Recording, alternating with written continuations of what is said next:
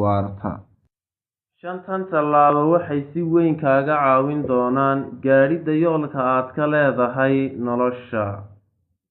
Aamin naftaada kuna kalsoonow, maxaa yeelay haddaad bilaa kalsooni noqoto waxaad ku tiirsanaan doontaa dad kale, waanad ku guuldarraysan doontaa gaadhidda go'aamo waxtar leh oo noloshaada wax ka beddela. Ogowna in haddii aad naftaada aaminto kuna kalsoonaato, cid weliba ku aamini doonto.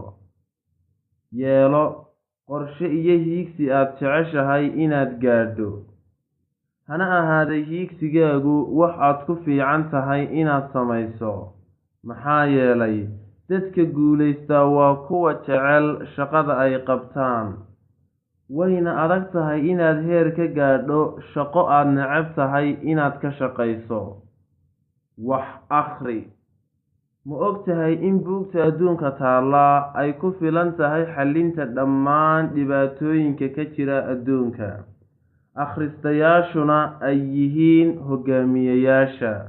Haddaba, si aad guul u gaadho, akhri buugta xalka u ah caqabadaha ku hortaagan. La saaxiib kuna xidhnow dad leh han sare, kuwaas oo ku dhiirigeliya waqtigaad la joogto. Kana fogow dadka aan weli garan sababta ay adduunka u joogaan.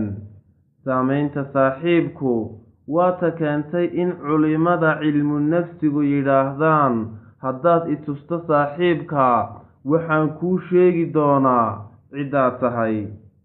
Samee ficil oo u dhaqaaq xagga guusha.